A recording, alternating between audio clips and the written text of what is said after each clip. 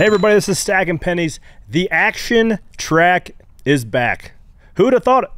Goodyear brought a tire option and there was a controversial finish involving Austin Dillon taking the checkered flag while just taking out every intruder in his way. We're going to break that down and more right here on Stacking Pennies. Buckle up, because you don't know if Austin Dillon's right behind you.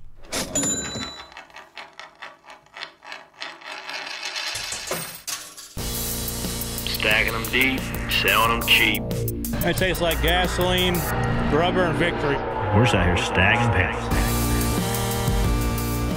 Well, guys. Here we are in the Nonsense Garage. Corey Lajoie here alongside Ryan Flores. Not much to talk about today. It's days like this where I wonder why we podcast. Yeah. No matter what you say, someone's going to inevitably be pissed off at you. Well, I actually think about that every Monday when I walk in here. Like, why am I doing this? For the fans. For you guys listening. That's why we're here. That's it. That's the only reason why. So like, share, rate, and review, you sons of guns. Yeah. Yeah, or you can follow along for the Arctic Ice Cold Trivia and try to win something. But, holy moly. Yeah, that was a crazy one. Let's just get out of the way real quick. How was your day? What was Kyle Petty's age-old saying at Darlington? What did he say? If they plugged the tunnel up and filled this place up with water and made it a bass fishing tournament, something like that. Yeah. Higgy, what did he say? He said they should make it. They should have fishing tournaments, but nobody catch anything. That's how bad this place is. That's exactly how I feel about Richmond. If they plugged the tunnel up and filled that place with water, I wouldn't even want to come fish here. I just don't know what it is about Richmond. I don't like it. Don't care for it. It's kind of like, I look at Richmond now as like my Greenville. I used to hate going to Greenville Pickens, and then we had a test there, and I kind of like something clicked for me. And then we went there and won the race. The light bulb has not clicked for me in Richmond. I don't know what the hell it is. I cannot get a feel for that tire. I thought you were going good. We were good. At the beginning of the race, we were down there. We were pitted in pit stall 2, so we were right at the entry of turn 1.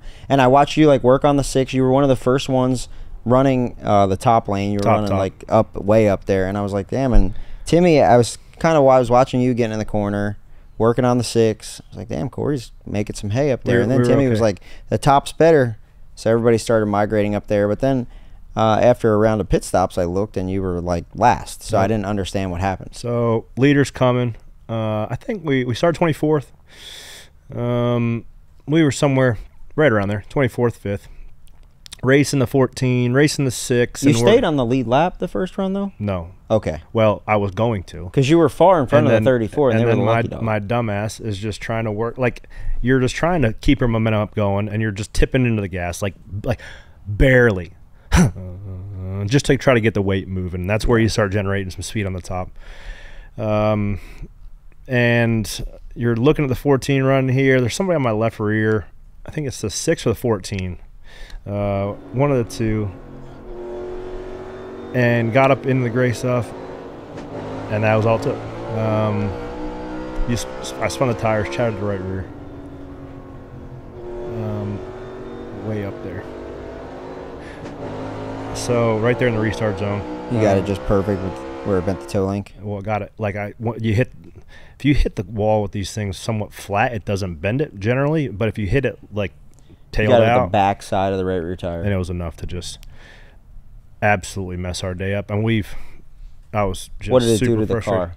It probably towed the right rear out in 8th. And what did it make it drive like? Absolute bucket of like loose or? Yeah, like you just can't get in the corner, can't get off the corner, and you're going through the corner with a neutral wheel or a counter steer wheel. Yeah, so you can't tighten it up because you just got right rear toe. Yeah, it feels like you got right rear toe. Well, we're changing right rear toe shims 10,000s, 15,000s, and you can tell a difference. So when the driver knocks the right rear tire out a 1/4 inch, you're not going to have a fun day. Guys worked on it, try to get it straight. We got it, I think, somewhat close.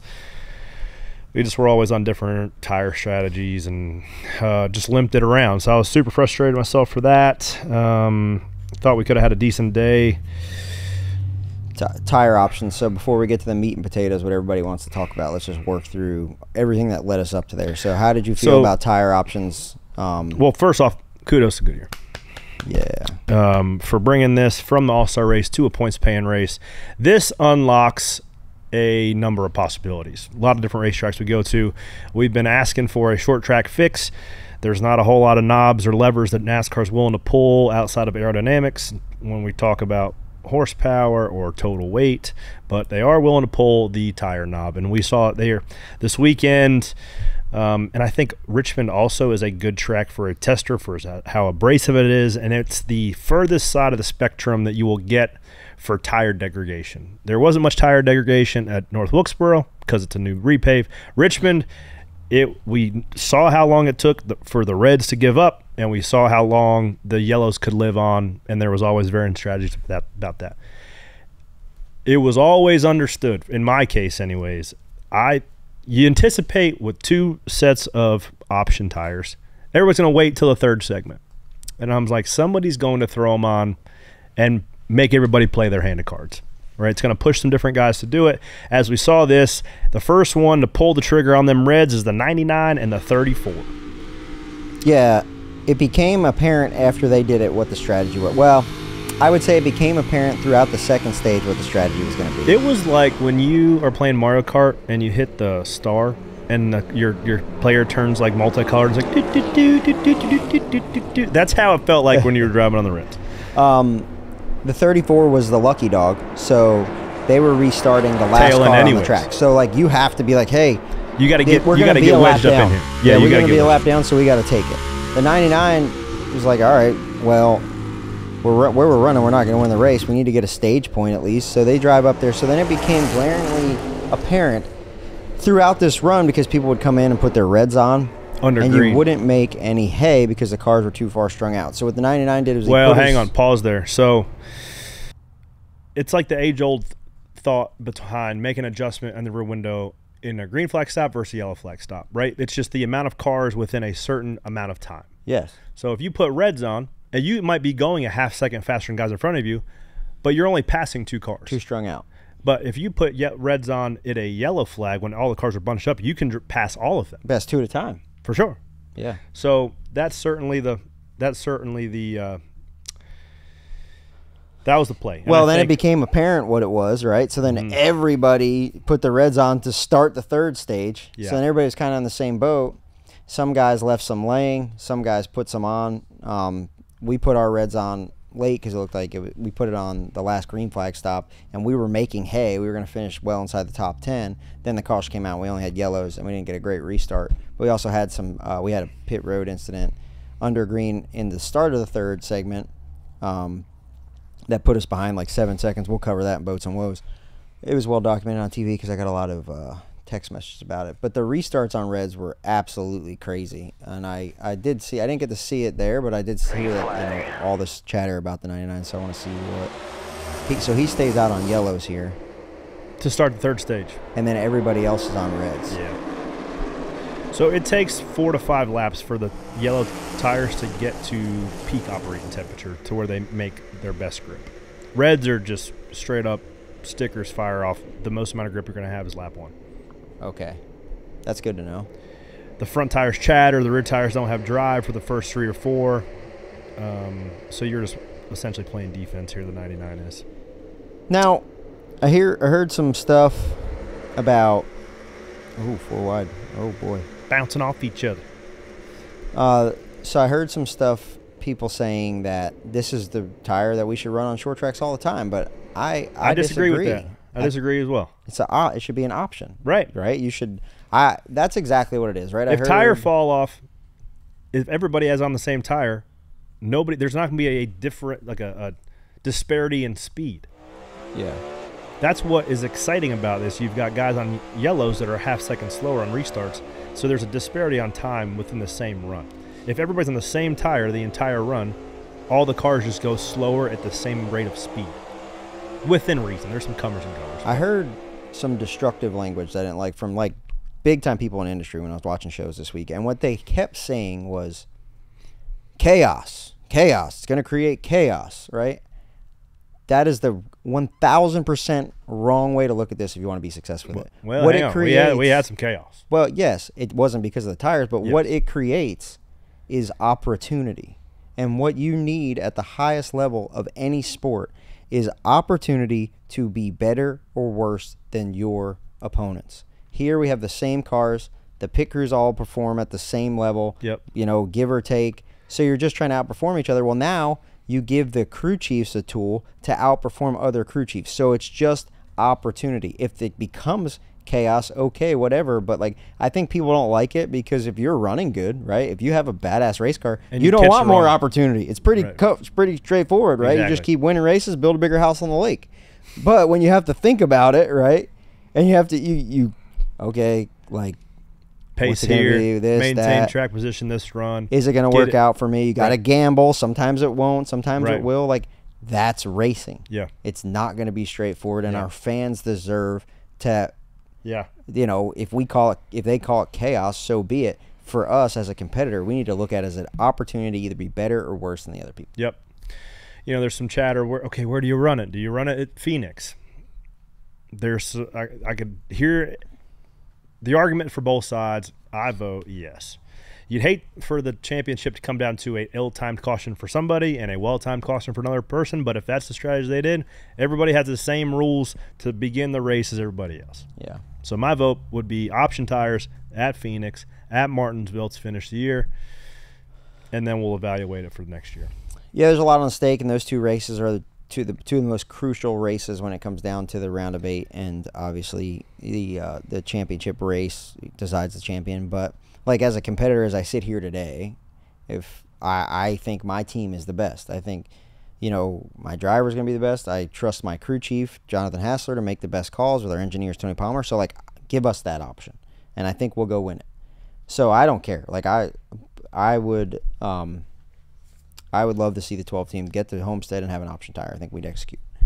I don't know. Phoenix. Like, listening to Jeff Gluck, I thought he had a good point. Like, they've only done it once, and then you're going to put it in the two most important races. Like, maybe we just need to let it play out for next year. I could see an argument for both.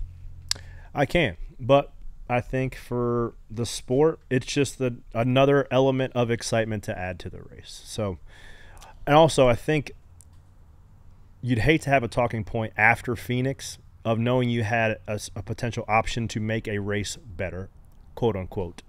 Yeah. I mean, Richmond. And not bring it. That was the only talking points after Richmond. Going to lose a day. This is terrible. It sucks. Same thing about Phoenix. Every time we go, do we need to have the championship here? Is this the place we need to go? The action track has been just a dead D for the last 3 years. I mean, there's been nothing exciting about it. Now, take the finish out of it. If Ricky Stenhouse giveth and he taketh away. He punches the RCR driver in the face. And then he give him a spins dub. out. Who did he spin out? Priest? What? Right in front of Right in Austin front Dillon. of him, Austin's too. like, 2 to go. Just get back to the No, white. he's like, oh, no. Ricky, why? Why, Ricky? I wonder if he had a problem. No. He drove up and hit the fence. I mean, Yeah, well, no, traction was the issue at this point. I don't know. Listen, you are going to No, have he a locked the hard right. time. He locked the right front tire up. Gets a little tank slap in here. Whoa, whoa, whoa! Chatter. Oh man. Oh, and locked the right. Oh my god, that's a lick out of the Ricky Stenhouse. We had Jr. a trying day. We were pitted like right down there, and I just saw the 41 go spinning, and we had a trying end of the day. But I wanted like another spot. I'm like, let's go. Like, let's hit this thing. in car Ricky Stenhouse. Oh, you got free, didn't you? He hit the bump in the walking tunnel there. That was all she wrote. Really? You're already on the verge of free there, and then all it takes is a little too much rear brake. You hit that bump over where they put the pedestrian tunnel. Flop, flop. Sorry. Coming back with 8 more corners to go. Damn it. Oh my goodness. I bet the 3 car was like, damn, but they executed on pit road, give them the lead back. And So I then, didn't see. so I never wait, seen no. this. Before we get too far, if that doesn't happen Yeah. and the race plays out organically, Austin Dillon wins the race. Yep. Is the action track back? Was it a better race? Yeah.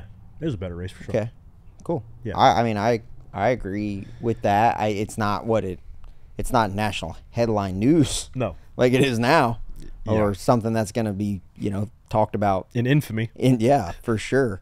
I saw the 3 car and the 5 with the At 3 Bristol. and the 22 underneath it. I was like, damn, it looked eerily similar. I got some thoughts on that.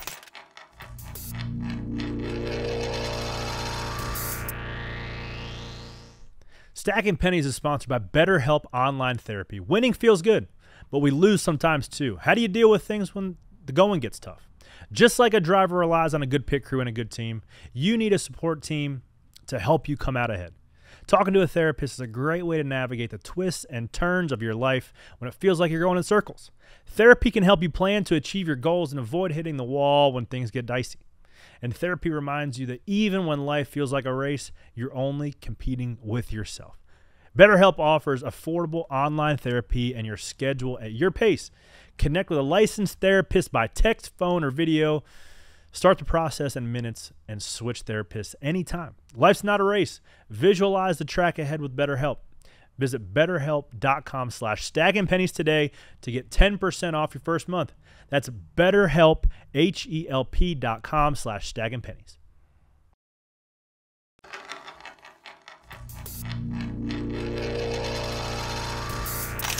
Let's get into that. All right. Here's a restart. So here we are. I mean, there's a lot of layers to this onion, I think, but straight up. 11 with us, still square, no run. Down the windup. 3-car takes it deep in the zone, doesn't get a great jump. Joey always loves the outside of restarts here at Richmond as well. The top do 1 and 2, you can just get them pinched off, and you can drive it off too. Clear. Joey Logano by 1. Most of these guys are on reds here. Joey's got that clean air, driving away. He's cleared by 2.5. And the 3 launches it in the corner. Keep coming down. Run him down. Right him. Come on. Yeah. It's a tough look for Brandon, dude, and I like Brandon Benesh a lot. I mean, in the heat of the moment, your blood's pumping. Yeah, well, he's just caught watching like he's a fan, right? Wearing a 3 T-shirt, like, get him, let's go.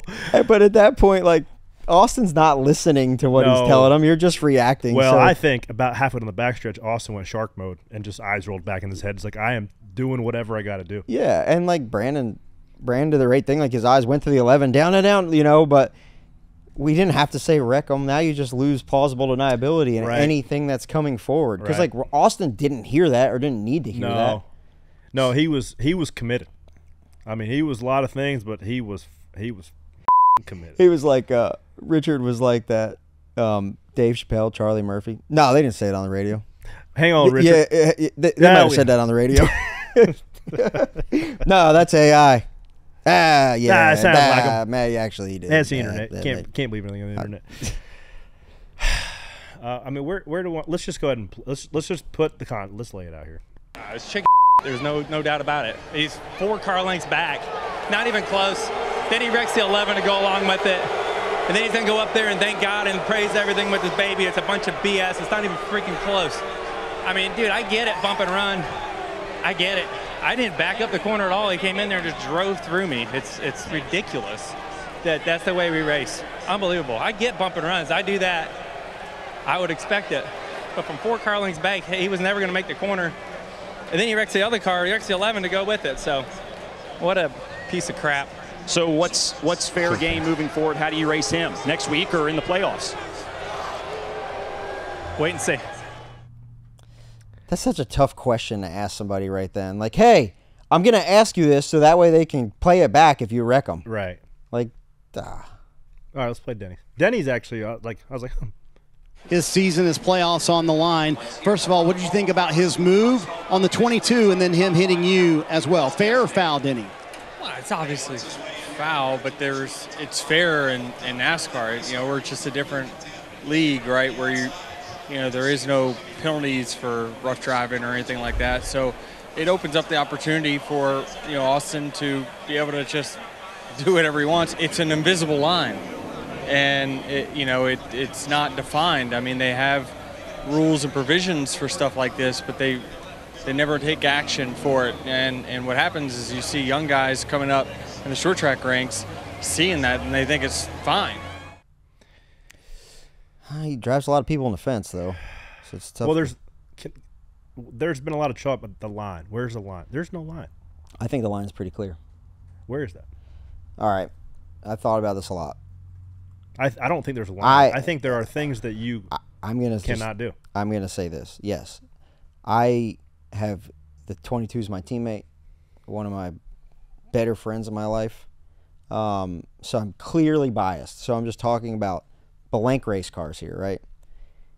If you drive down in the corner, if you have the audacity to race like that, which some people do, right? There's a couple that will do that, especially when you're 32nd in points. You got to make the playoffs. And it is a 7-figure difference between spinning that guy out, winning the race, or running second. Right, and Austin Dillon is keen on the business side of this because he's going to run that place one day. So if you can live with yourself after doing that, I'm sure. Then that's fine, right? Just fine. That's fine. 2 separate instances, though. You drive in there, you spin the leader out. All right. Chicken move. Agreed, right? But you did it. You got to own it. And not the first time we've seen it. And it's not going to be the last. Fast forward, we have set a precedence that you cannot right rear hook people. Yeah. So the first one, I don't like it because it's my teammate. But if that's how you're going to race, that's how you're going to race. Man, you can't right rear hook somebody. I go back to, and this is like way out of the realm, but I'm gonna say it because it's just my own like experience. So like the Gamblers Classic, I always wanted to win it, and it's not like to me it's a big deal, but to the world it's not this stage. But I always wanted to win it, and when I finally won it during the race, I spun the leader out, and it was like a bang bang thing on a restart. The leader spun it off my bumper. I won the race, and like I couldn't celebrate. I felt so bad. Like it get ruined. The only thing I ever wanted to do was win that race as a driver. I won it, and I was so conflicted. I could not like be happy. It still bugs me to this day when I see the trophy. These boys are shameless, dude. They don't care. They're like burning it down. I was like, damn, dude. Cup race hard to win. Hey, apparently not. Just wreck a couple guys and go on victory lane. I mean, yeah. I mean, he put himself in position to do it. Now, the format rewards this. It rewards this, right? Well, it rewards.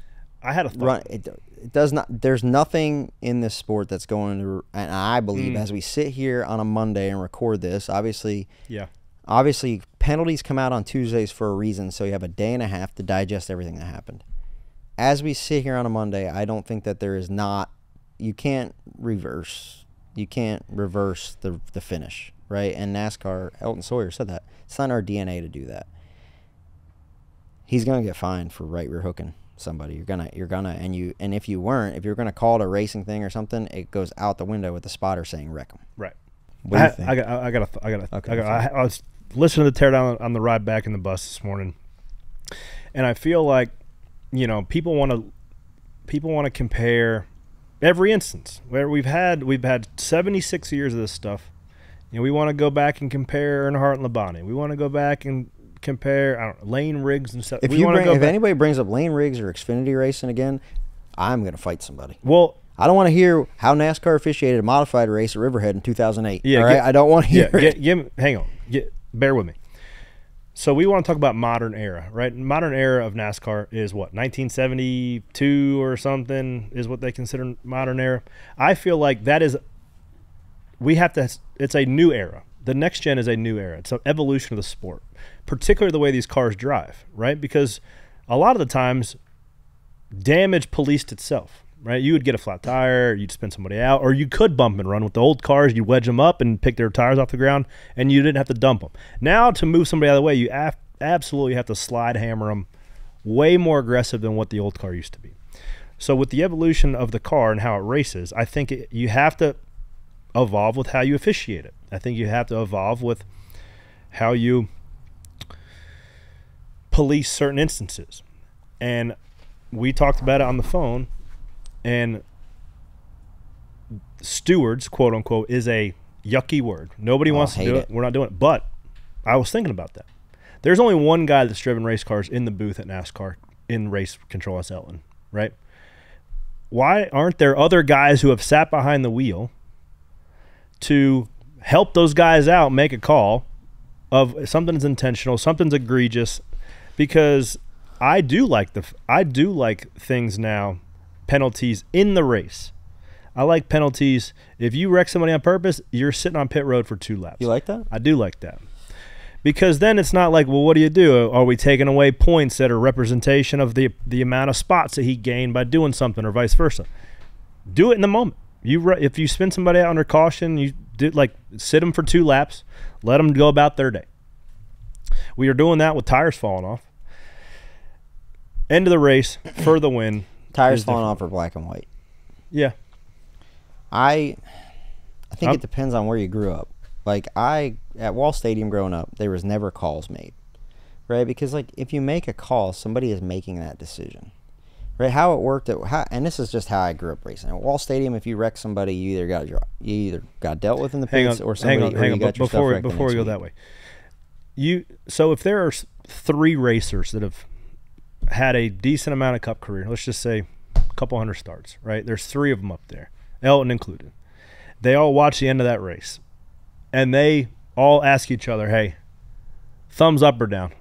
Does this guy get the win? There's a lot of thumbs down. Yeah, well, last night was pretty clear, but, like, there's not enough people up in the race control to do the gladiator thumbs down.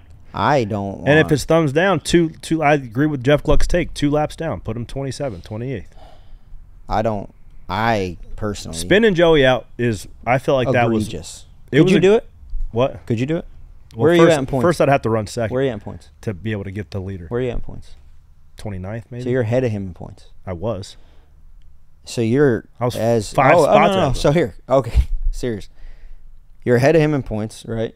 You're looking for a job. Yeah. You're running second.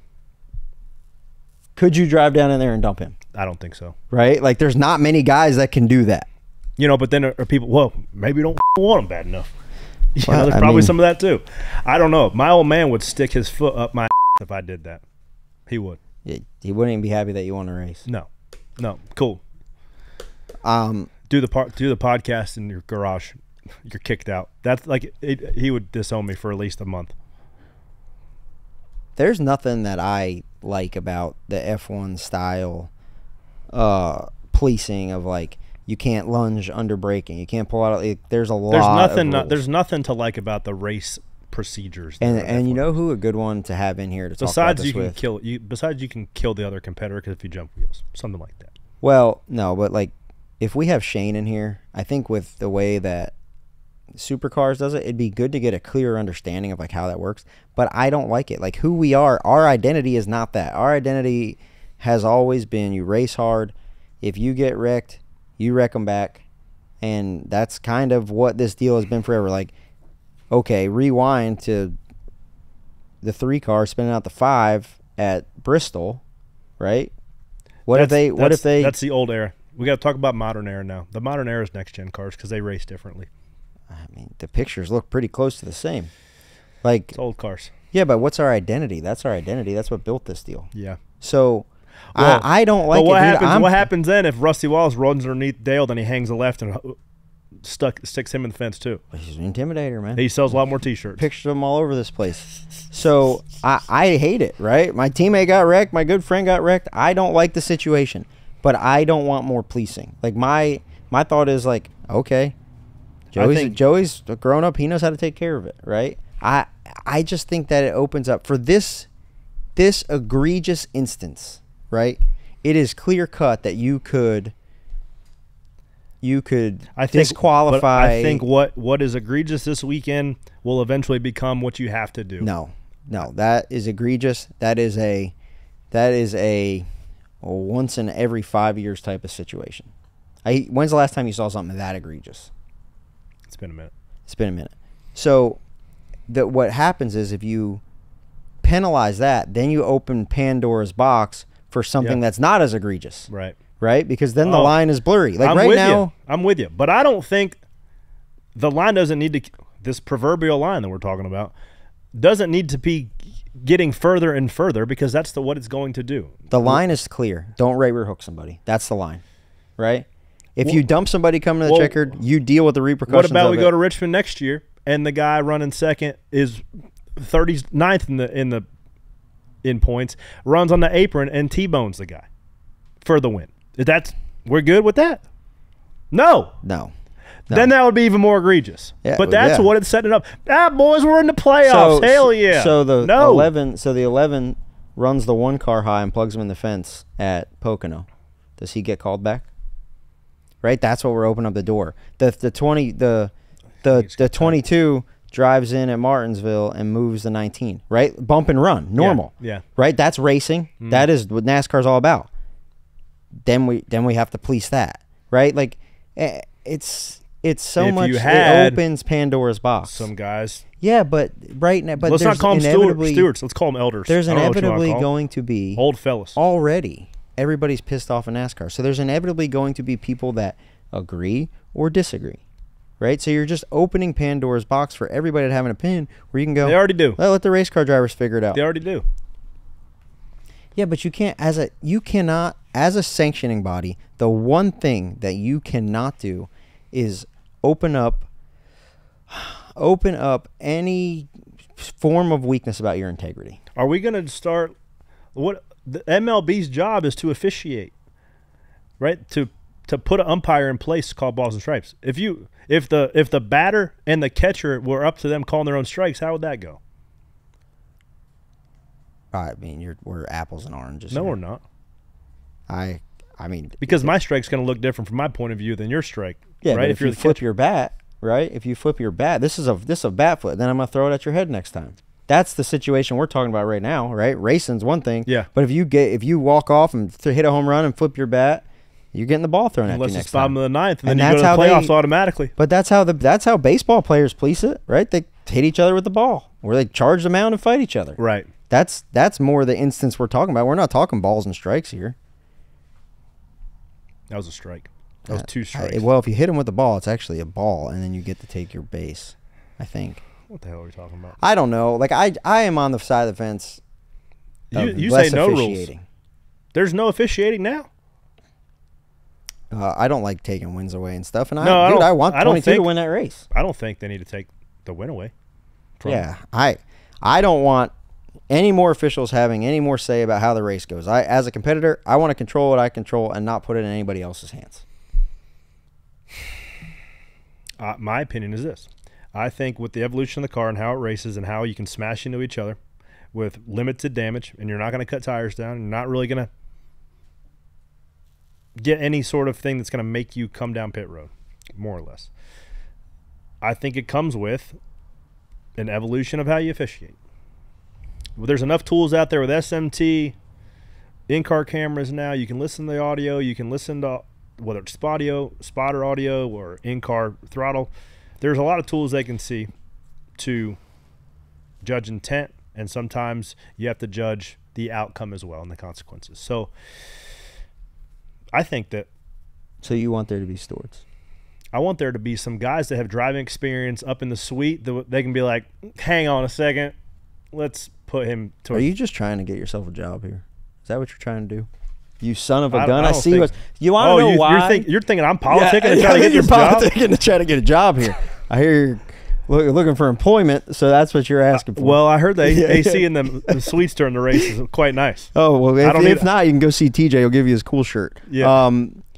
They don't need a cool shirt. I'll have a plate of chicken tenders and be like, "That was good.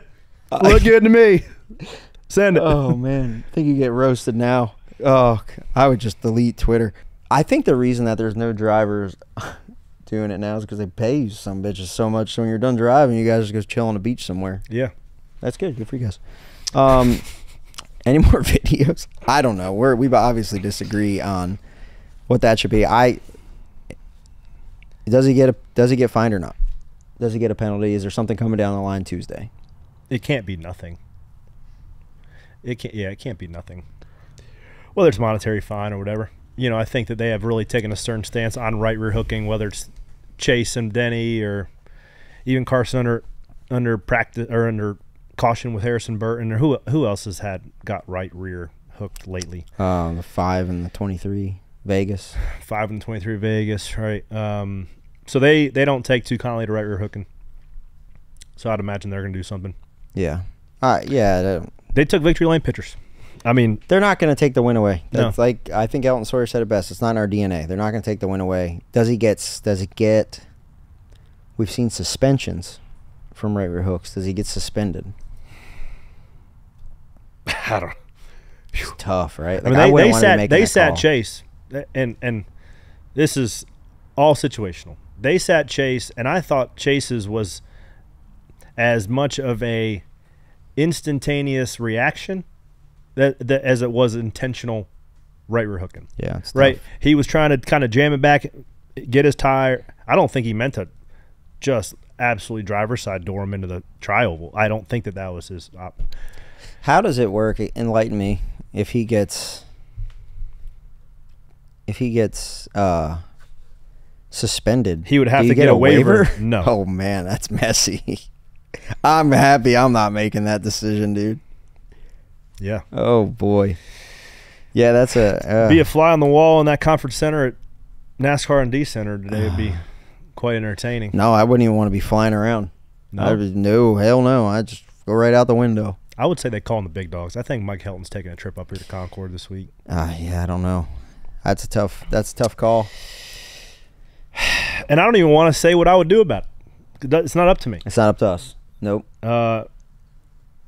Hey, Austin Dillon, winner in the playoffs with the 3-team. Yeah. You can say call him a lot of things, but a winner is one thing. I mean, hey, a lot of people say they would do whatever it takes. He did whatever it took. He lived it. He did. Hey, guess we got somebody coming in to hang out with us. Yeah. He's been on a heater lately. Carson Hocevar, my teammate in the 77 car. Big week for him when battled the Berlin 250. Big Bubba Pollard and all the big dogs up there. Then turns around and runs top 10 at Richmond in a heated Rookie of the Year battle. So I wanted to get him in here, sit down in the Nonsense Garage and talk about his rookie season. And, he's been in the middle of some controversy as well. But overall, when you have speed, consistent speed, that makes people forget pretty quickly. So let's go ahead and get Carson on Stacking Pennies after this.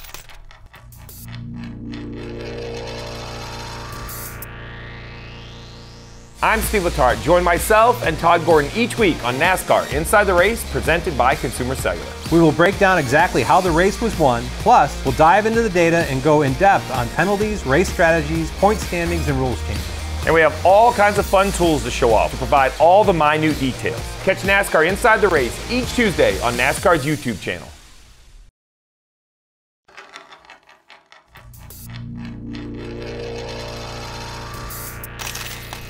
All right, we're back. Like I said, we got my teammate Carson Hocevar jumping in Nonsense Garage. Welcome to Stacking Pennies, buddy. Yeah, thanks. Thanks for having me. Happy to be here. It's a nice place you got. It's a little man cave. Yeah, got all sorts of little knickknacks, trinkets, for some Dale Earnhardt stuff. But yeah, welcome. Congrats last night, by the way. Thanks. Top 10. Is that your second or third top 10 of the year? Third. Well, before we get into Richmond or how your year's going, let's just go ahead and big win this week up in Berlin. That's not your home track though, is it? I mean, I basically classify as my home track. I raced there at 13, so Kalamazoo is like 10 minutes from my place. But they would run outlaw pavement late models. Have you ever driven one of those with the big old sideboard? That's where I first started. So the big board is like just a special one night a year deal, where normally they don't have that. Did you do it? I did not the huge board. We did like a half board. So those actually race. We run the topless half boards race, where the top one, like 11 feet or whatever it is straight just qualifying one lap heaters. Oh my goodness! Don't lift. They don't lift, do they? Barely. It is. I think you're lifting. I think how I heard was like 4 or 5 is like your money laps. So you're kind of like lifting for the first 3, knowing you're not going to get it, just to at least like. Feel it out. Just like you like work yourself up, like is what I was told. Like it's like a little bit like they lean into it more, and then the fourth one it's just like, all right. And that's Kalamazoo. That's Kalamazoo.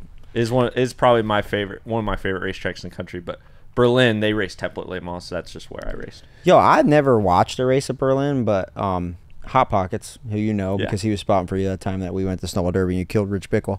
I digress. And then he yelled at Harris Burton, and then Jeff Burton yelled at him, and then they hugged each other. It was really weird. You caused it. We're moving on. We covered this. Remember? Do you remember that? Oh, I do. Oh, but we were I had never watched there. So hot. I go back to Hot Pockets. Yep. And he was spotting for you there. And he's one of my best friends. He's like, watch this race, because him and Jamie Yelton are doing a lot of stuff with Bubba. So I was watching it, and I was like, one, your car looks sick. I love that body. And I'm like, that body's way better than the other ones. He's like, no, it's not. I'm like, I'm telling you, there's so much surface area. Just but you did these new bodies? Yeah, but the did you have one on that one? I had a new one on that one. So it's very hit or miss. Some places it's really good. Some places it's bad. The thing is with the old one, like the new one has a lot of surface area, so you think it'd be perfect, but you can't manipulate it at all. Like it's very like sensitive. Like well, you just can't. It's just pieces. Where that one you can. There's a lot more movability. So it's all there. That one it's like 5 different pieces is everything. Like everything it's its own piece. Where the other one it's all one. Like a lot of it. Like the whole quarter panel is kind of one. Yeah. Well, you did what I thought was cool was watching it. You did a great job running the top and kind of keeping Bubba at bay. And then when Bubba finally did get by you, you hit him with that slider. Hang on a second. And I was we're like, bouncing damn. all around.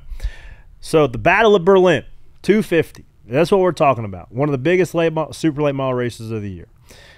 Paid 30 to win? 40. 40 to win, which might be one of the biggest paying shows of the year. Yeah, I think it's really close to the biggest. And then we won the pole, so it was extra $1,000. So it was $41,000 day. Love that. They have lap money?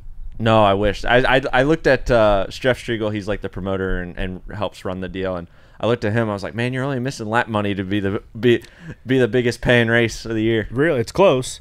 So it's got to mean a lot going up to right there by your home track and beating the best of the best. I mean, beat Eric Jones. He ran second. Yeah. Eric ran second. Bubba ran third. I mean, those are the top of the heap. Is that Carson Lapsevich too? Trayton Lapsevich. Lapsevich. Yeah, he won. I mean, he just won the cars race at Wilkesboro. Beat him. Homie, there was only 3 people in this race, and it was fun to watch because they broke it up into segments. Yeah, so every 50 laps it was kind of a yellow, and you can kind of do your own deal. And like it was between us 3 at the start, and then Eric kind of faded a little bit. He took 2. I don't know if Bubba took 3, but we took 3. So you get 8 tires total in the pits. Or it was a 10-tire race, and we took 3 twice because Berlin's super, super sensitive. So we just wanted to be able to know what our car was going to do for the final stop. Did you keep the same left front on it all night? So we put the left rear on the left, or we put the, we moved the left rear to left front and took the left front off, and we just moved the left front around. So at the last stop, we changed 4 tires, but it was 3 new ones. So I'm sure you had a lot of family, friends in the stands. You had Ziegler Auto Group on the car, also on your Cup car as well. That had to be a pretty cool one to win. That's your first one you've won at Berlin, right? Yeah, so we won the Money in the Bank. That one was always like 15 to win. And the 250, it was the old Rowdy 251 battle at Berlin, and always had a shot at it and never could get it, done. I got wrecked a few years ago when I was like 14. Bubba wrecked me leading. I had to fly in, and I didn't get to qualify. Started last, drove to like 8th one year, and I thought we were going to win that one. And they wrecked right in front of me, had nowhere to go. So to be able to do that was really good. But I think I was most pumped because it was just such a good race. Like, I mean, you just nonstop moving around. I think Bubba was my favorite call was Bubba called my crew chief after. He's like, man, I just think Carson was doing Carson things. He's like, what the hell does that mean? Gassing he goes, up. Man, I think he was just bored. Like, he just started running the weirdest lines ever, moving around. And so, yeah, it was a lot of fun. And he got by me one time, and I was like, damn it, he's just going to drive away now. And he kind of went to the top, and I didn't think he was as good. So I went to the bottom, and I threw a slider on him, just like trying to guess if it worked. And it did. And I was shocked by it. And I gave him the old thumbs up SVG style. Yeah. To hope for the whole lap, because I was like, man, come on, like I'm hoping you burn your stuff up. And luckily it kind of worked out for me to he kind of burned up his stuff. I could stay on the front row, and the yellow came out, and then was able to slide Eric for the win. Yeah, but then Eric drove up there after that. He just drove up there and drove by both of you and drove away. Yeah, I was like, damn, this just changed. And then that last restart, you were able to. Did Eric pick the top? He picked the top, which all my guys were freaking out because they thought I needed the top, and I was like, I thought he was going to take the bottom because I knew his car. He has a super, and him taking the bottom was going to allow him. What'd you have? I had a pro. because like you just burn the tires right off of them with those things. The tires are freaking horrible. So it's just the motor. It's just motor, motor different. So he's got a lot more launch. What do you have, like a 604? It's just a built. I want Pro. to talk about other with him than what motor he's got in his damn Pro late model. Well, my man's going to be the rookie of the year this year. Okay. Working on it. So why don't we talk about that? Not if Zane Smith wins the race, he's not going to be rookie of the year. We just covered that. Before we got rolling. You know what we should talk about? What? How about that race last night? What'd you think about it? Which part you asking? The part. Yours went pretty good. You went started 20th and stayed on lead lap all night. You guys had a great strategy, had reds on at the end, drove to 8th. Damn solid night out of you. Yeah. You had a front row seat. Yeah, a little bit. There was only 3 or 4 cars. I was watching. I was coming off of 2, and first I was watching the 20 and the 1 start banging into each other. I thought that was gonna be the wreck. I was like, maybe I can steal a few spots. And all of a sudden, I look up a little further, and I see just a bright yellow car sliding all the way up. I'm like, "There's a spot. All Sweet. right, that's a spot." And then I saw a bunch of smoke. I'm like, "What the hell could have happened there?" And I'm just seeing sparks fly with. Meanwhile, you're Denny. just legs in it. Yeah, I mean, you just got to. I'm like, all right, this is a little different than a Richmond finish. But yeah, I mean, our car was fast all night, so to be up there, especially from where we were in the spring, was huge. But yeah, I mean, it was wild finish. All right, how old are you? 21. Okay, let's quit. You're one of the youngest guys in the field, so you might have a different perspective. What are your thoughts on the 3 car? I don't know. I mean, you can't. I feel like you gotta.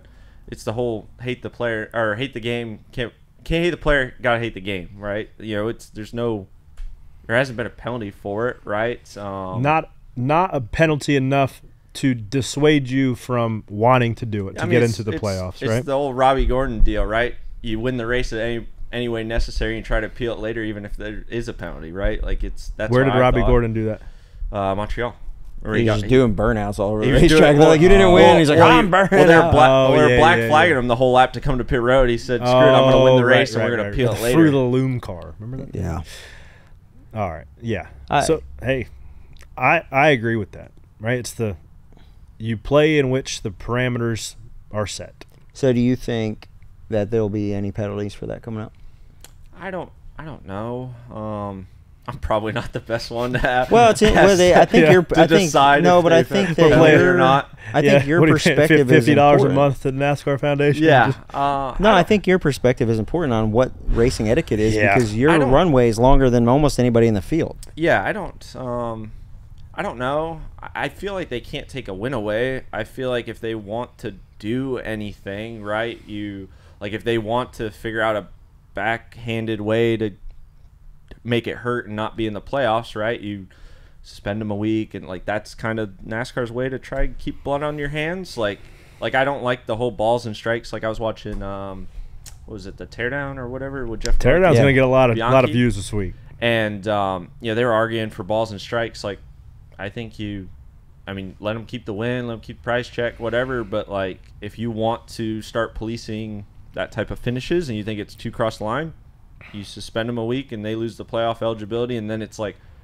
okay, that line is for us to draw, I guess, maybe. Yeah, they don't want us drawing the line. That's how we have found ourselves here. If they're going to make a call, I would imagine that would be their backhanded way to make a call. But I also think, though, and I'm curious to see your thought, because younger guys coming in, such as yourself, are uber aggressive on restarts, and you put yourself in spots that people old, such as myself at 32 years old, or old, comparable, this new wave of guys coming in, just go, fill, put guys in, and you put yourself in good leverage, offensive leverage spots.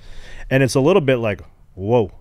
Guys had never used to do that before. But it seems are guys learning that stuff in trucks? Are you learning that from some nuances watching film? What are some things that these young kids, such as yourself, I'll include you into this, right? Because instance at Indy, right? His guy was mad at you for just being in the middle because you had nowhere else to go.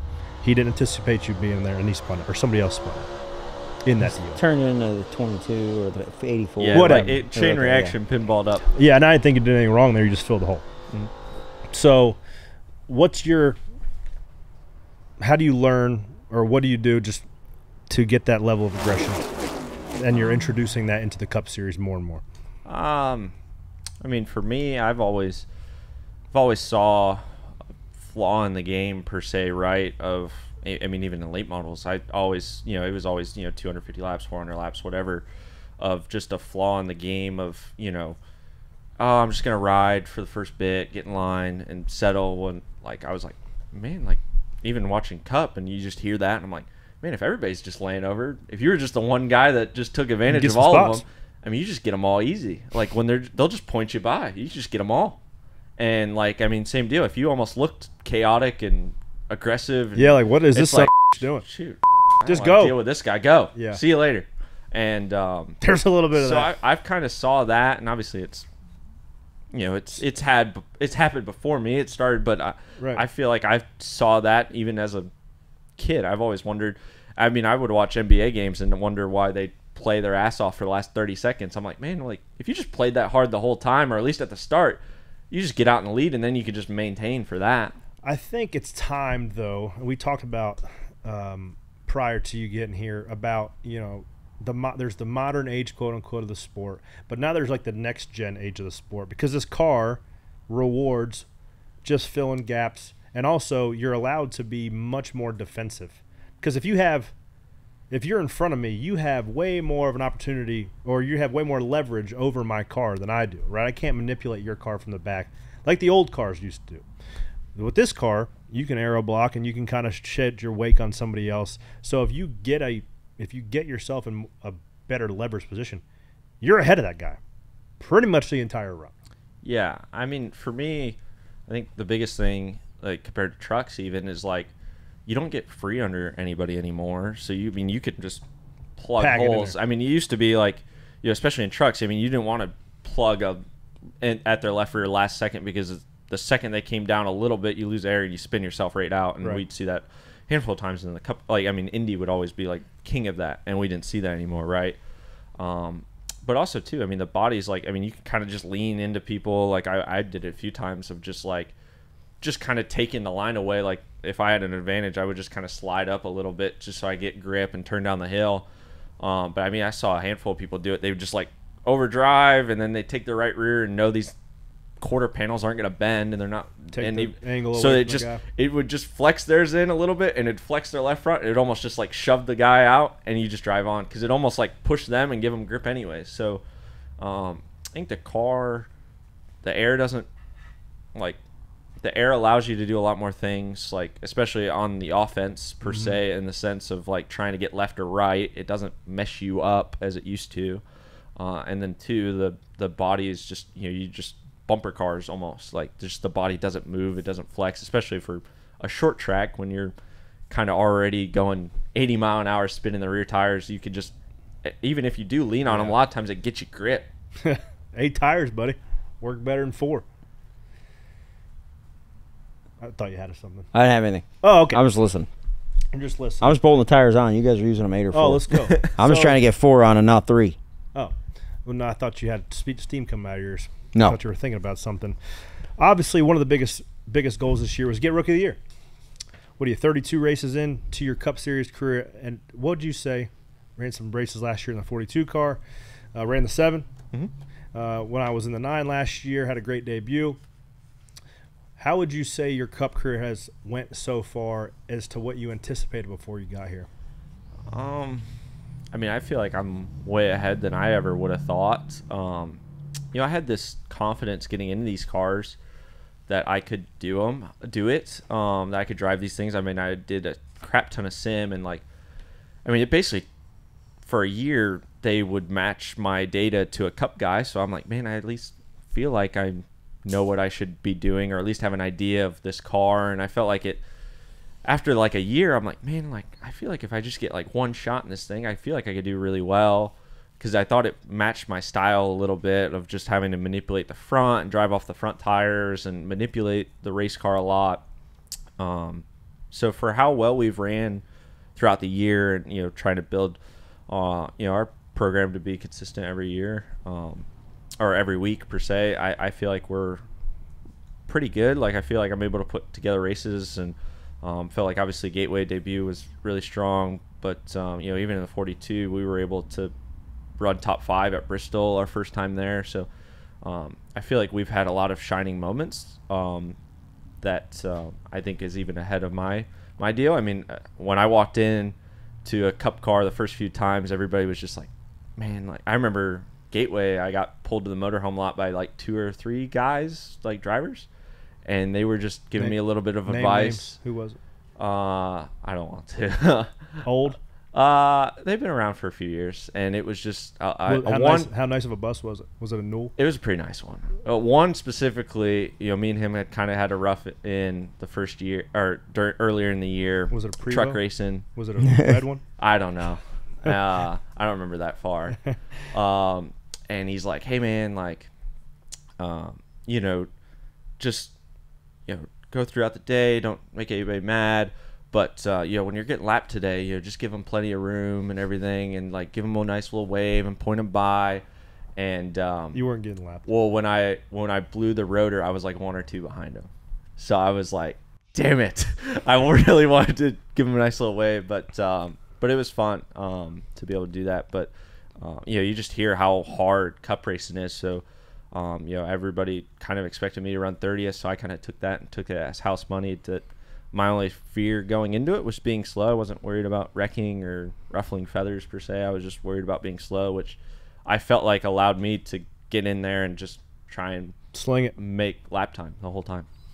Now you more or less bypassed the Xfinity Series, went straight from trucks to Cup. Do you feel like the Truck Series like groomed you well, or do you think it was like more the sim and the outside work that you did? It's probably a little both. I think without the simulator, I wasn't going to be near as good or near as confident. So if I didn't have that, I wouldn't have been as good, I don't think, or at least comfortable.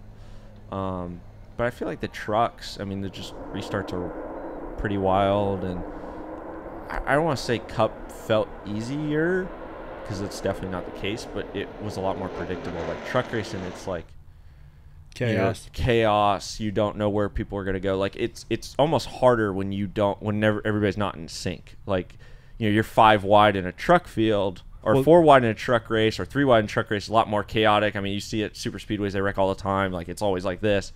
Where in Cup racing, 5 wide, I had to realize, like, is way calmer. Like 5 wide compared to 3 wide trucks is way calmer, because everybody knows how to keep it straight. They do what you expect them to do. Yes, everybody moves. Right. Everybody zigs where they zag. I mean, that's why we don't crash as much. Right. I had a question. I just forgot. Oh, how many hours a week do you reckon you're in the DIO? You spend a substantial amount of time in there. Or do you spend a lot of time on iRacing too? Are you an iRacing fella? Yeah, I play iRacing a lot. What's your go-to iRacing fun track? Probably like Eldora. I'm just dirt. Like, I just run dirt. Big dirt guy. Yeah, I watch dirt late. I run dirt late models all the time on there.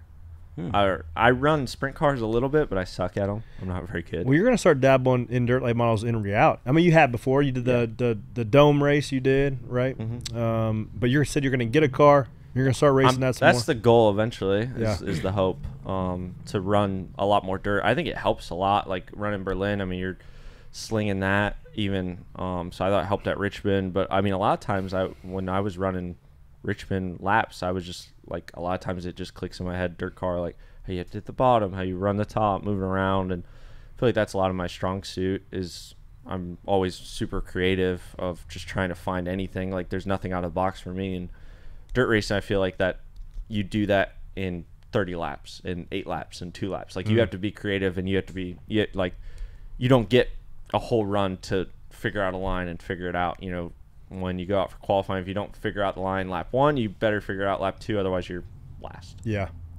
Something I've noticed about you is you are intaking racing stuff all day long. What, like, you're on Twitter, TikTok, I assume. Yeah. Also, side note, your freaking pitch to get votes for the All-Star race, with you getting those guys on Cameo to do videos, that was like, that had me freaking tickled. Is it true that Austin Dillon was mad about that? I heard he was really mad. So I'm sure you're already aware that the fan vote for the All-Star race is already open. but I've done a lot of research on campaigns and found that a lot of them have ambassadors for them. So I got a few of my own. So just, if you're not convinced on me already, take a listen. What's up, Carson? It's Kaz Gralla. Hey, Carson. Heard you're a fan. I'm a fan of you also. Heard you're in a tight battle right now. What's up, Carson? I also heard you're in a tight voting battle. You got my support, man. I'll be pulling for you the whole way. I may not always push at the end, but I'll push it for you, brother. And if I could vote for you every day, I would. Go win, and everybody vote for Carson.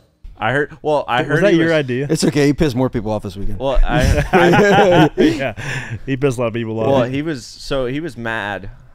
Did you? So did you see that somewhere, or is it like you just like sitting there? I like, think this would be funny. Bubba did it one time, but I thought I was just like, man, it was gonna be funny.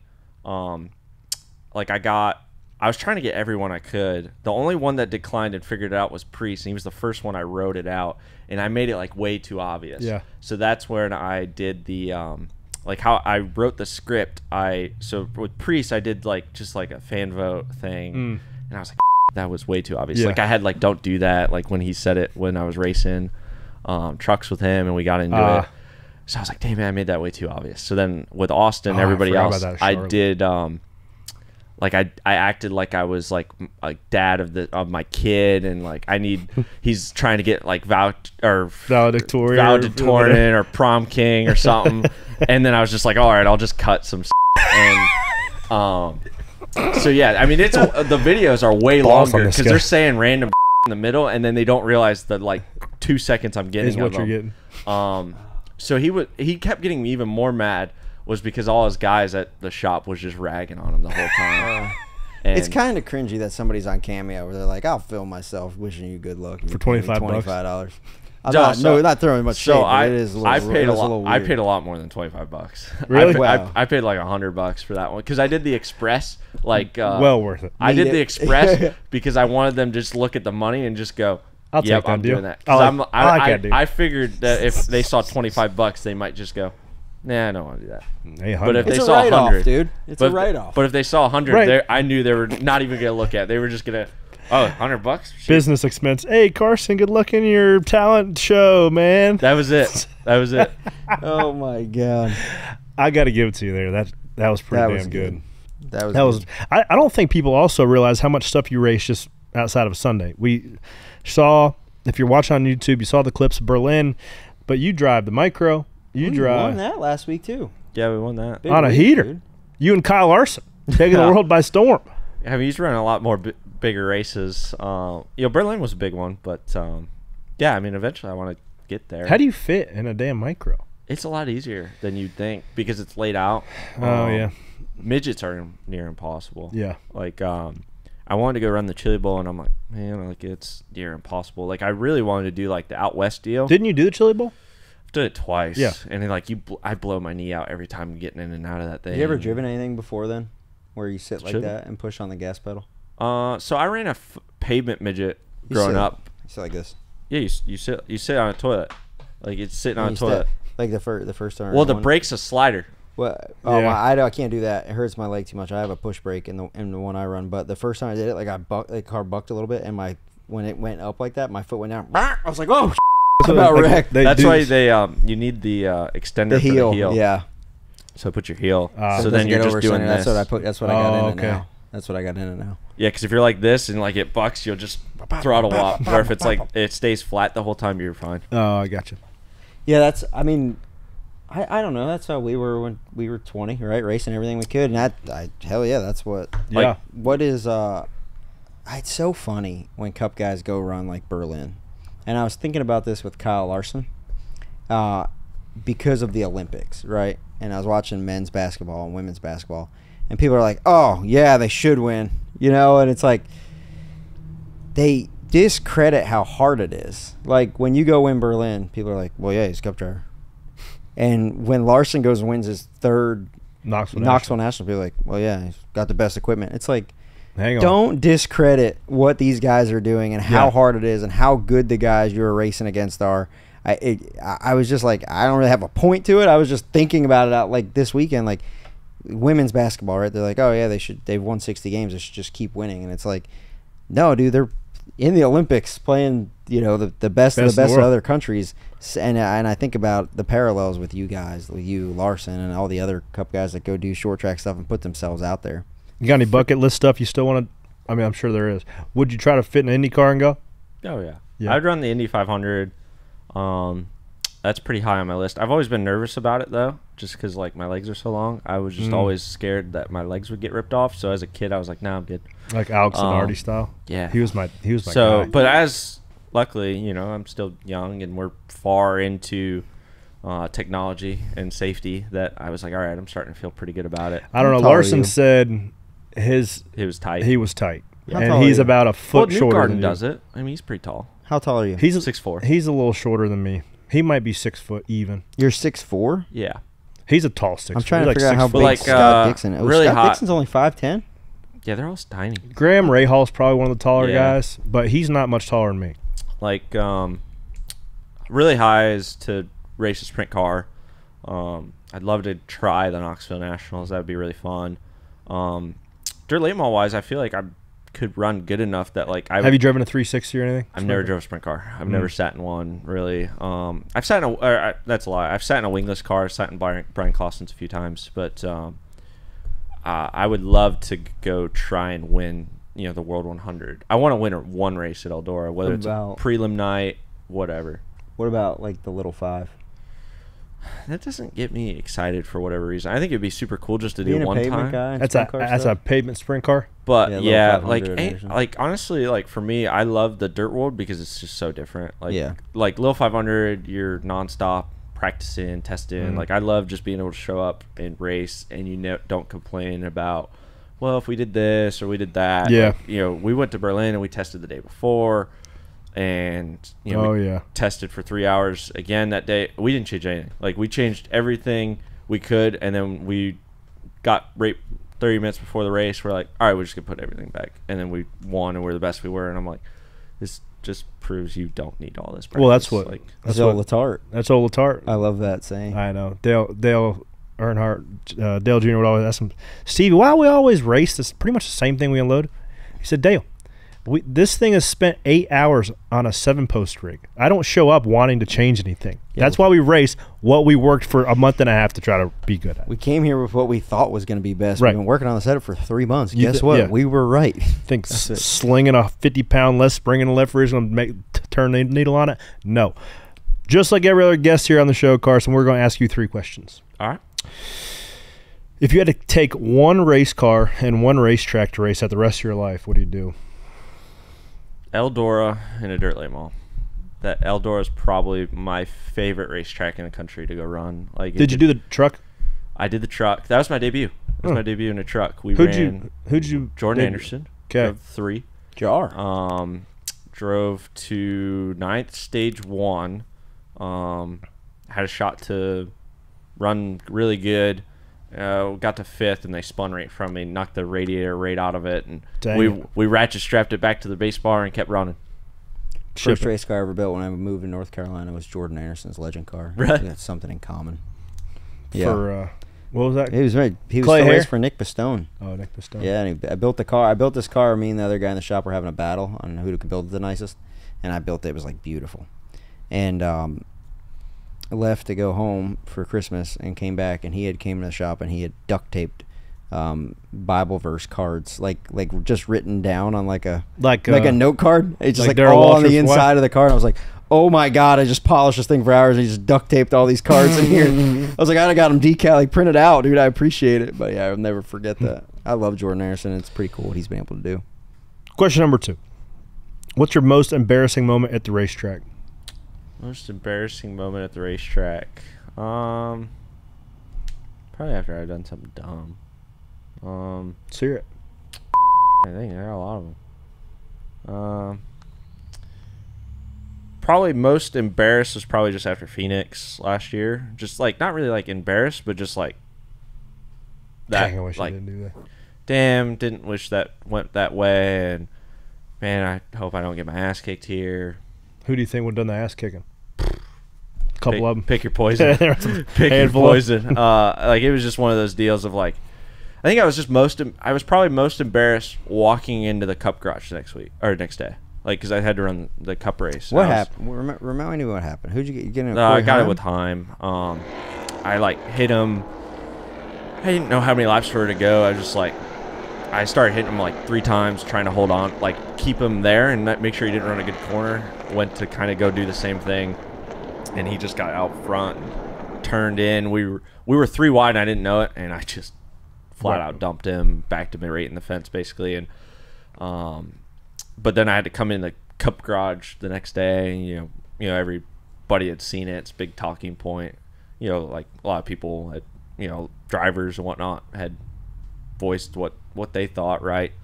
So I was like, it's a little embarrassing to walk in here, and but luckily we ran good and nobody was mad at me that day, so I was good. Yeah, running good fixes everything. Yeah, I think that was a big thing for me to like be like, all right, like if that was the last race I had till 4 months to think about it, that would have been really hard.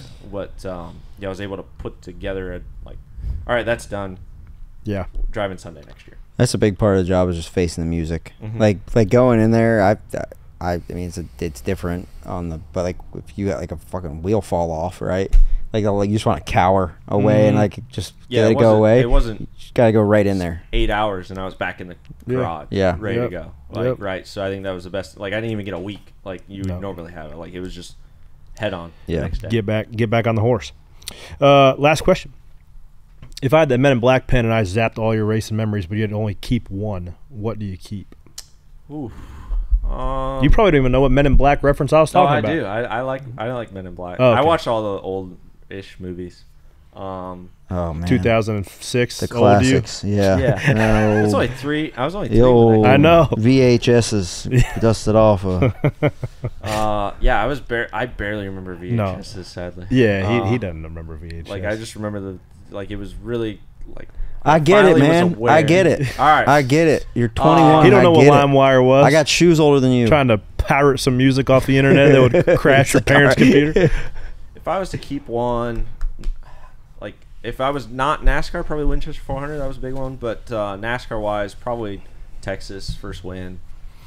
Just because like we've been close so many times, and we've had trucks that should have won, or days we probably should have won, and something were to happen. And that one was like, it was non-pit stop race, so it was sit there for a break or whatever, and we had that thing on 4 jack stands like probably 3 times like during that race. Who was your crew chief? Phil Gould. Stud. Wall Stadium guy. Let's go. Rebuilding the whole front end, rebuilding the rear end, thinking we're horrible. We were, I think I was 18th with like 30 to go, and had a monster restart, went 18th to 5th.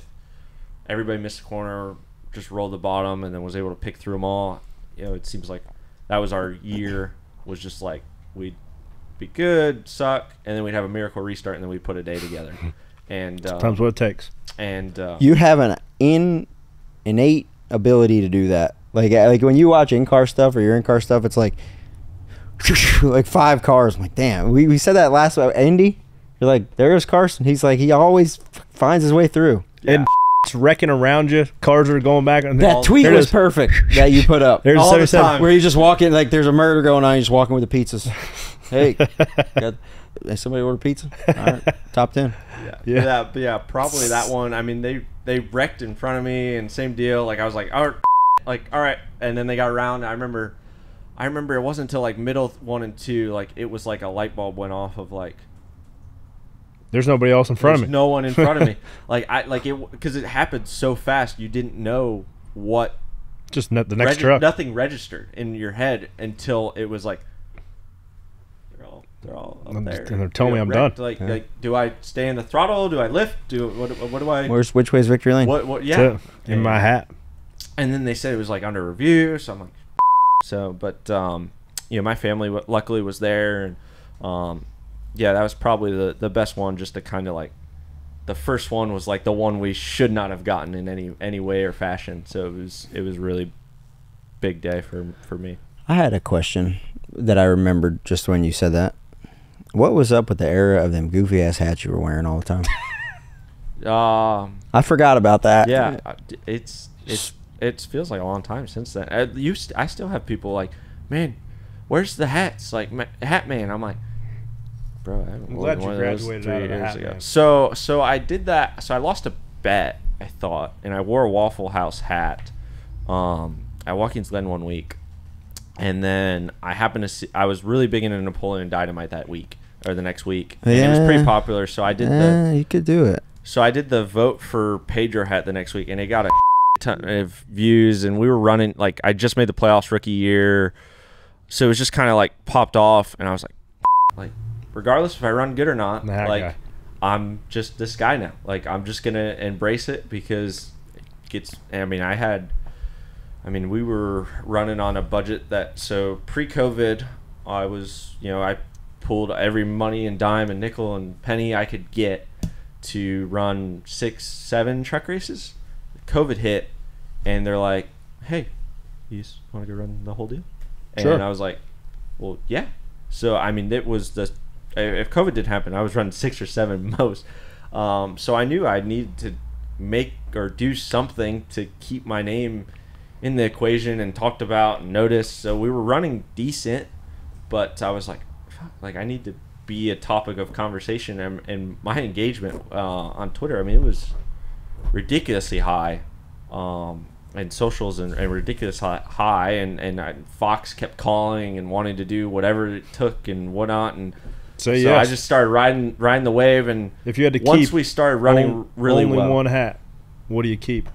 You wore like a Yosemite Sam hat or something. Yeah, I wore everything. So I would just try and match it to like whatever was relevant. Like the pirate hat was the pirate hat was like 4 days after the Johnny Depp deal. The Johnny Depp case. You're thinking 4D chess. This man is thinking. So, but I was like way into it. You should have got a poop emoji hat after listening to that court case. Yeah, I'd probably keep that one. Actually. Just because that was the week that I broke my ankle. Doing what? Stuff happened. What happened? So I got hit in the left front. So I was right behind Kraus. Faded bottom so he could block, and then I went to the top, rolled him on the last lap. He missed the corner, hit me, spun me, sitting there, final lap. Everybody's wide open. They hit me right where my feet were, right behind the wheel. 52 G's, I think it was. What do you think what do you think your ankle broke on? With gas pedal or brake pedal? So I think it hit, so it blew the firewall. Brake pedal went back, gas pedal went forward. Well, when the brake pedal went back, I think my feet went like that. So it splurged it cut basically my tibia, because how it was, so if you're looking at your foot's like this, and your tibia goes around it and then goes up to your leg. So it cut the end of the ankle that like rolls out there, so it cut that like off, like they was just dangling basically, so they had to put a screw through it. I was like, so Worldwide Express, they came in big into the sport that next year, and they were first race with me. They were sponsored, like it was my first like real sponsor, and I'm like, all right, like my life's over, like I'm not gonna run next week. It's the first race on the truck. Like, this could be my big break. Is that Sonoma? Yep, Sonoma. So we go to the shop, whatever. I go to have surgery Tuesday with a doctor that I know who does all the Detroit Red Wings hockey player. He signs me off. Good to go. Hands in the slip, basically, to NASCAR that I'm clear, I'm good. He put one big heavy-duty screw. It was probably not ideal for the longest term. Is it still in there? Yeah, it's still in there. That's what I mean. Like, ideally, he probably put 2, and then eventually, like it would be worked on for probably a year or 2 or 3, as it healed. But he's like, I'm gonna put this in. It might hurt. It might not be the greatest thing feeling wise. 10 years down the line, even 5, matter. But it won't hurt. And for what you do racing wise, like, you're never going to deal with it. Like, if you were an athlete, like, you probably wouldn't play great the rest of your life. And I was like, okay. Had surgery Tuesday, showed up to race shop Wednesday, fitted, flew to Sonoma Thursday, practiced the truck Friday, showed up Saturday, won the pole by 6/10, and plugged it right in the fence. Damn it. Right after the line. We were P1 in round 1, and a lot of stuff had gone on. Like, they were basically like, I wanted to race, and NASCAR said no.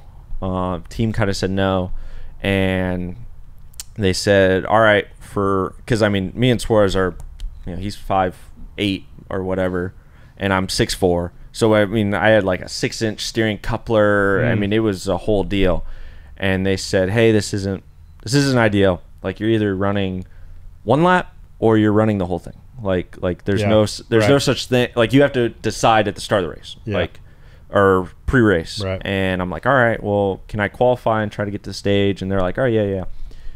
So I go in there, and we're P1 in round 1, and I'm like, I'm gonna force these freaking guys to keep me in this. Like, they're not gonna take me out. We haven't won a race yet. They're gonna keep me in this thing. Like, I'm gonna get the pole, and I'm gonna force their hand to let me race.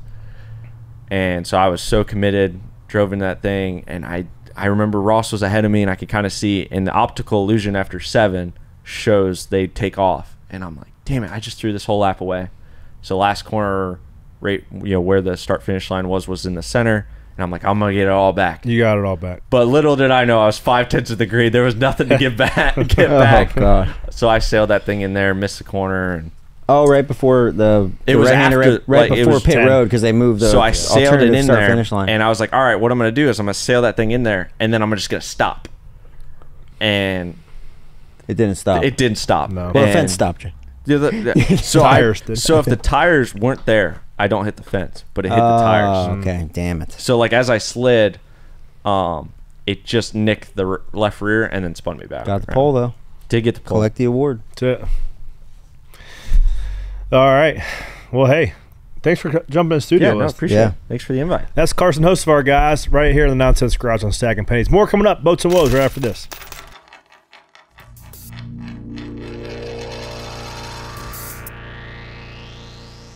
I'm Ryan Flores. Join Kim Kuhn and myself each and every week right here at Around the Track.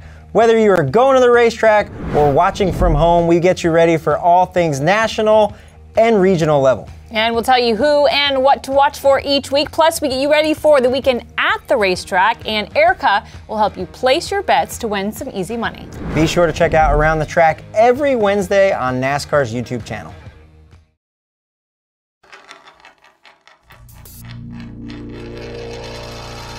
All right, guys, we are back for some pit road boats and woes. Several woes this week. Let's go ahead and get right on to it. The 43 of Eric Jones spins on pit road. What we got? Have not seen these yet. 20 cars leaving. Oh, he gets them. Oh, that's a sketchy spot. Good job by Kellen getting out of the way. And they're going to pit it. They just pit it. Perpendicular to the stall. Hey, man. Dogs. Hey. Just got, look at if it fits, it ships. Justin Reisman just running out there like, oh man, this could be a long fuel shuttle. Now, also take into account rookie. He's a car chief, I guess. Technically, is a crew chief on the 20, right? Point, inexperienced, probably first couple times he's called a car out, not really paying attention, not knowing who's pit in front of him. 43's coming down. That's on the crew chief of to 20 to clear him out. Luckily, nobody was hurt with the 43. Normally, you see somebody end up on the hood. Yeah. Good point. That's a good point. Adam Stevens hurt. Athlete. I heard he busted both patellar tendons. Yeah, off a diving board. Just watching too much Olympics. Yeah, was he trying to get a gold medal in the neighborhood swimming pool? Not good. Next one. Hey, rest up, heal up, Adam Stevens. Yeah. 8 car pit road trouble. Haven't seen this one. Haven't seen any of these yet. Right side was pretty clean. They have some trouble getting the left rear tight. There's a couple different things. Obviously, seeing it from this angle. They adjusted pretty quick, though. They didn't get the left rear pinned, or he didn't get his button switched, didn't get it started. If it doesn't start, it's pretty bang bang. From the time that you pull the trigger to the time the wheel's tight. He was going to ride that thing out, too. You got to stay with it. Whew. You got to stay with it. Brian Holland used to say to the gas men, and now it applies to the changers because the job has changed. If that gas can's going down pit road, you better be attached to it. And that's how it is now. If that wheel's going leaving loose, you better be attached to it. So yeah, good job for those guys. Look, that's a tough situation, but they jack it back up, get the wheel on it, and they're not out of the race. Yep. Next one is this is me. I lived this one. Thanks for putting this in, guys. You had a front row seat. Here we go. Come in.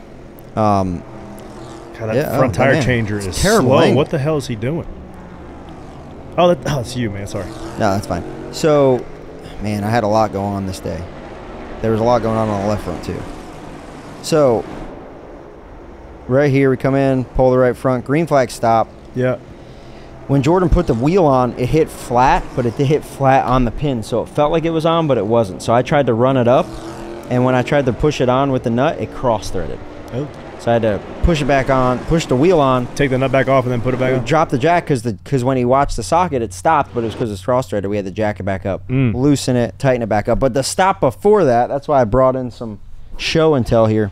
So the stop before that, we come around the 34. And we run over the number that's painted on the ground. So hang on. It's funny that you bring that up because I was sitting on the wall. I was sitting on the wall before the race, and there had to be a ½ inch of paint, homie, on the wall. Homie, this gets stuck on our left rear. This is like an oak tree. You can tell how many years it is old. Yeah. Oh yeah, it's like 40 years old.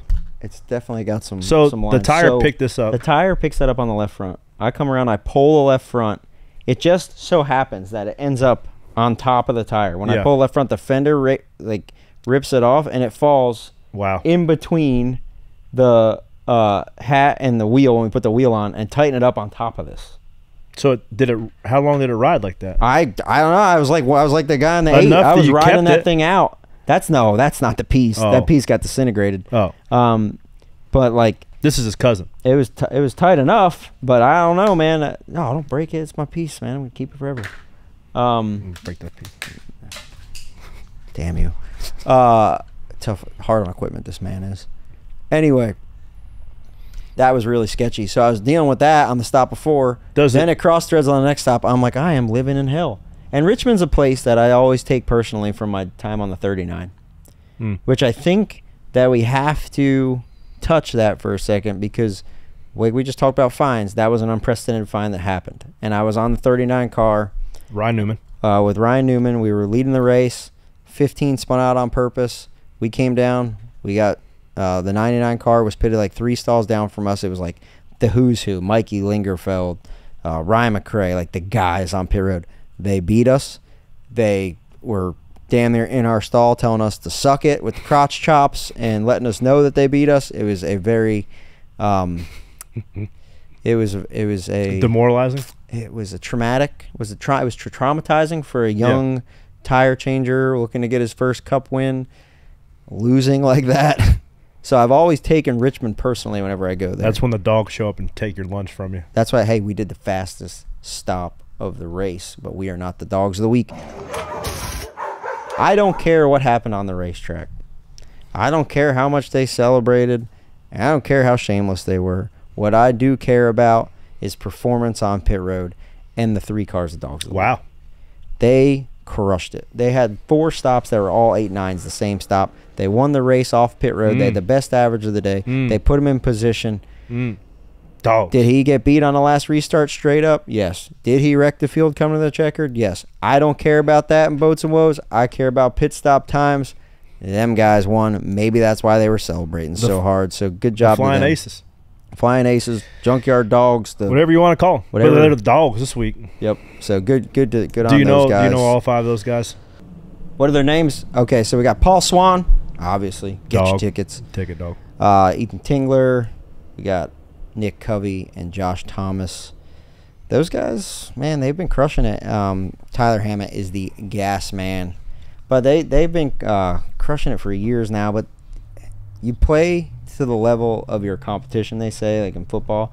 It's very apparent that sometimes teams play to the level of their car. And you can only go as fast as your car is because when your car's not very good, you're adjusting it. You can't do great pit stops. Those guys had the dominant car. They had a dominant day on pit road. It's not easy to be 32nd in points and keep training and show up when you to a line that you're the best team on pit road when you have the best car at the racetrack after such a dismal year. Yeah. They beat, the last time we went to Richmond, the 11 team won the race off pit road. They were in pit stall 1, right? The 3 car came down. They did a faster stop. The 11 had a problem. So they had the perfect storm to get beat out of pit road, and they held serve. Good job on them. Dogs of the week. Interesting clip this week. Kyle Busch's wrist was a talking point. Sprained it, quote unquote. Heard it was a bit more banged up than that. Said he wouldn't be able to compete if there wasn't a 2-week break in between Indy or after Indy. I'm assuming his thumb got stuck in the spoke. You know how your mom tells you to not run with scissors? Well, Kyle Busch is driving with scissors. Should have been holding him down. And if anybody forgot how good Kyle Busch is as a race car driver, those cars are hard to hang on to. The amount of caster split in those things, they just hang a left when you're not really holding on to the wheel. He's cutting. It looks like they gave him the dullest scissors of all time. Like my kids got green plastic Crayola scissors that cut paper better than that. That's not. I don't think that was a cast. That's tape. Right? Yeah, no, he didn't have a cast on his arm. He's not cutting a cast off. So I tape my wrist the same way, for the same exact way every week. And what happens if it, and it looked like it happened to him, what happens if it gets a little too tight, your thumb goes numb, and then your hand starts to go numb, and then everything, and you're like, I got to get this thing off of me. But what that tape does is it's firm, but it's also stretchy, so it rolls over. Yeah. It's not like cutting a piece, but it rolls over, and then it gets, and it's probably has pre-wrap on there. So there's a lot of layers. So like trying to cut that off is not fun. So yeah, he was swatting flies pulling out of the box with them scissors though. I got a hard time putting drinking out of my bottle under caution. He's cutting tape on his KFB baby. That's it. Kudos to him. Where do you end up? 12th. Penny for your thoughts question. Yeah. First one, Corey. In your opinion, at the rate of driver performance on the year, who is your championship favorite? I'm going to go with a little bit of a not long shot, but Tyler Rex on a heater right now. He is. I'll steal a stat that I heard from the teardown. The last 6 finishes have been 6th or better. That's pretty good. That's a heater. That's good. And that's getting hot at the right time. Yeah. 23-11 is a hole, too. He's a married man now. We'll see how he does. Next one from Alex McCullough. We already asked this, but you can answer it again. If you were in Dillon's position to win, would you drive the same? I don't think so. I don't think so. But maybe, like I said, some people would probably question my intent. I don't. As you may think, some of these questions, a lot of them have to do with Austin Dillon. Do you think Austin Dillon has a huge target on his bumper after that finish? Yeah. There's a majority of drivers that were not pumped up with that, so I don't anticipate that 3 car getting run very nicely. That's what Joey said. Joey said, well, NASCAR needs to take care of it, or I'm going to have to, and I don't want to. I think the people that feel a certain way about it will race him accordingly, right? Yeah. It's just a little more aero blocking, a little tighter on this door when they're trying to pass them. Like that sort of stuff kind of irons itself out. Yeah, last one, we already covered it, but just give me quick synopsis. Option tires on the option tire. A+. Cool. Need to have both. Don't go all to the reds. Copy. Penny stacker of the week. I have one this week. Went to the bank in Cornelius the other day. Yeah. Sitting there talking to a lady. This guy came up. He said, I knew your voice. I love stacking pennies. And I was like, damn.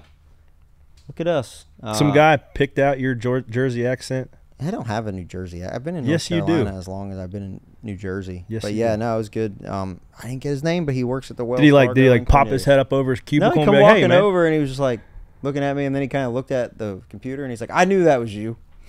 I was like, how much money I got? Yeah, you making me any money? He's like, how much money do podcasts apparently make here? Jeff was blown away that we still go to the bank and like go inside. I like it. If your wife spent money like my wife, you'd have to go to the bank too. Stop in there and try to pawn some stuff off every now and then. Yeah. Paying for that Disney cruise. I still like going to the bank, dropping a check off, making sure it goes into the hands of some nice, trustworthy people. You know? Yeah. So getting a what do they call dum-dums for the road? That's what you go inside a bank.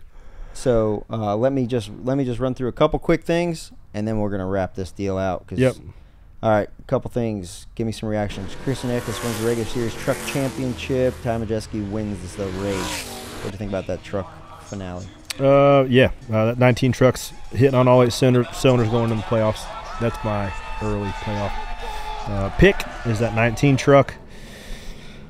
Naturally, Corey, the 11 trucks slid a little bit the last couple of weeks, but those guys, Zippy will turn the wick up. any given week. Yeah, Juan Pablo Montoya coming back at Watkins Glen. I am probably one of the biggest closet Montoya fans there is. I freaking love Juan Pablo Montoya. Because he punked Harvick that time? He just did. In my opinion, I think he was underrated by the NASCAR fans. Homie, imagine if he got the opportunity like Kyle Larson got to go from the 42 to the 5. Like, he was really good, right? And, like, Kyle Larson, I think that Juan Pablo Montoya is a top 8 driver of all time in anything of motorsports. I'd agree. Yeah. He's a dog, dude. He is an absolute Colombian dog. That race when he just dominated Indy and sped on pit road, that was... I swear to God. I swear on my children I did not speed NASCAR. So brutal. That was now I felt like that's when like all the wind came out of the sails. Like, I'm done with this. He's going to... And I think also another point to talk about, we talk about it with SVG, we talk about it with some different guys, Kimmy coming in last year, Juan Pablo Montoya this year, who's the little guy? I was just thirsty. Kamui. Those guys are coming in with like top-notch simulation, and those guys are going to be up to speed quicker than any other rookie. Do you like my Kamui invitation? That was my all-time favorite interview. I do. How was it? I'm just thirsty. I'm just shushy. I don't think Juan Pablo's going to be thirsty this week. He's going to be thirsty for a good run, so I'm excited to see him in that 50 car. Kudos to 2311 for going and dusting old JPM off. All right, a quick shout out. We at this time of year we always pick up, always picking up new picker guys. We had a kid come in. He's was roommates with the Jackman on 21, now ties in college. Landon Honeycutt, he was coming in training to be a Jackman the last 2-3 weeks. Cleveland Browns called him up. They signed him up. He's up there. He's going to be playing for them. So does he get a call from like what's the guy? Steve Stefanski? I guess they have agents. I don't know. Kevin Stefanski. I don't know how that works. I know that we've had a lot of guys in the past that are like, "Hey, I'm going to go try out for the Jets." Yeah. And they're like back the next week. I know our coach Ray Gallahan was kind of upset that he got picked up because, man, he's got potential to be a really good. Was he a dude? Jackman. What? Was he just a specimen? He's a dude. Was he? Yeah. What position is he going to be? Jackman. I think he's a linebacker. I mean, but it's. Are the Panthers going to call you? The Panthers. I mean, if they wanted to win, they would. But I got to change tires. So I need a water boy. I would rather get yelled at like I did yesterday by Blaney on the radio than Tepper. Yeah, true. And then if I did something wrong, Tepper might come by my house and knock it down and build another one on top of it. That's a hellacious. He'd buy your neighbor. That's a hellacious story. But let's get the hell out of here. Yeah. That's all I got. Well, as you guys, we wind down the show. Make sure you like, download, share, rate, review. Whether you're watching us on YouTube, I got a ton of great feedback from the BJ McLeod episode. Yeah. More people watch that freaking guy. It's unbelievable. People love BJ. He's like a unicorn with skulls on. People love BJ, dude. People love freaking BJ McLeod. One quick story. Higgy, I told you to remind me, but you didn't. We were cleaning up diecast cars upstairs in our playroom the other day. And, we were having a day. The stuff was just scattered everywhere. Little Hot Wheels tracks and everything. And I, have Levi tell me car numbers, and I feel like he's, associating drivers with cars now, right? And he picks up an old Chase Elliott car. I was like, who's that? Says Chase Elliott. He said, I don't like him. I said, why, buddy?